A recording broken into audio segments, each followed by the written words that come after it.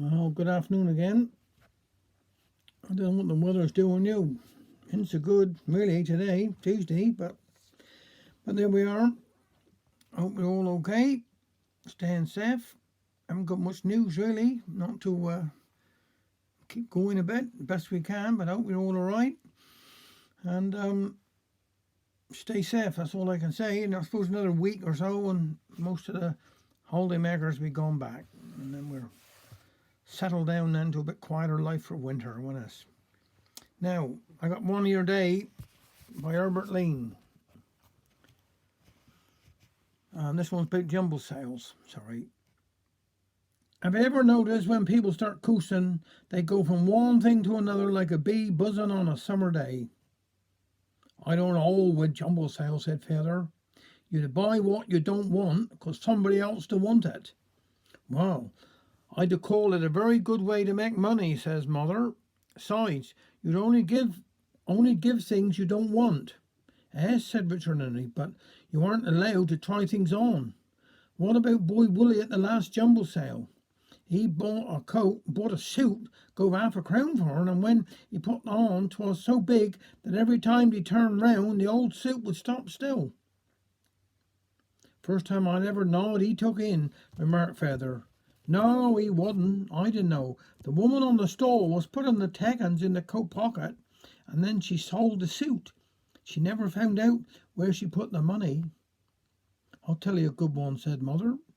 Now, Mrs. Maroon, nicknamed after her coat, had a bright red coat, as everybody did know. Worn everywhere for years, she did, and when she was coming down the road, you always knowed who 'twas. In the end, she got tired of this coat and gave it to the jumble sale. A woman who just come live here bought the coat. She used to go in the pub side door every night, just as it was getting dim, and had this red coat on. Now, Miss Maroon was converted up to the little chapel, and everybody thought she was on going visiting. Two faces, said some. Ought to be a shame, said others. I seed her with my own eye, said another. She only had one eye, but she could see more than most with two. I suppose she'd be wearing that coat still if she didn't put it out in the line to dry and the donkey ate part of 'em. I was up the last jumble sale church, said Uncle Matty. Things was a bit slow first going off.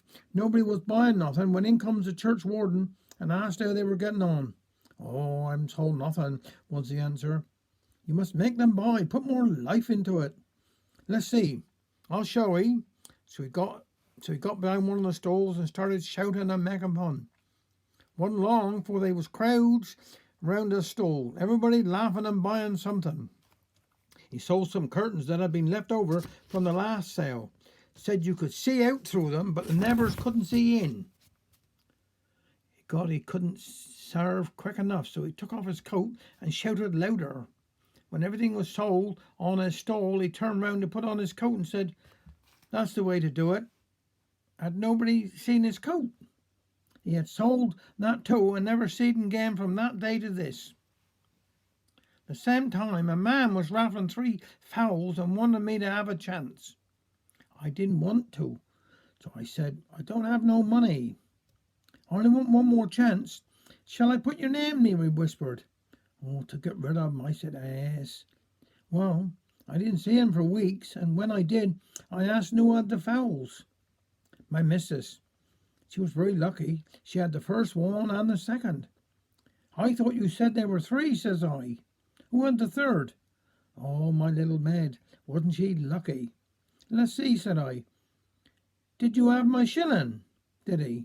No, was the reply. So I was lucky too. So long. Second hand isn't much good. 'Tis better to have new, even if you got pay on instalments, says Mother. Ain't going to be no instalments in this house, said Feather. A man walked into a shop and said, I am come to pay the last instalment on a baby's pram. I suppose the baby can walk off now, said the shopkeeper as he was writing out the receipt. Yes, replied the customer. I'm the baby the pram was bought for. Poke up the fire, Feather, and put the kettle on, shouted Mother, with her head in the cupboard. Thank you very much.